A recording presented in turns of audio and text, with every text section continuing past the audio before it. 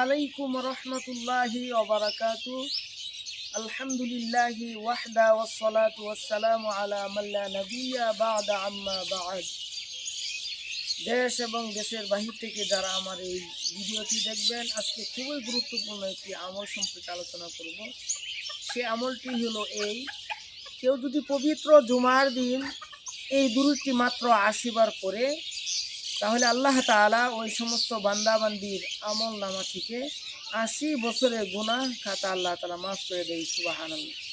আমি কয়েকবার দুরূদটি বলে দিচ্ছি, আপনারা শিখবেন এবং পড়বেন।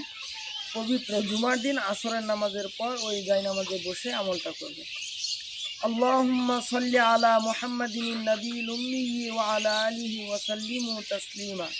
দুরূদটি হলো এই: আল্লাহুম্মা সাল্লি আলা মুহাম্মাদিন নবিয়্যিল উম্মি ওয়া আলা আলিহি ওয়া সাল্লিমু তাসলিমা।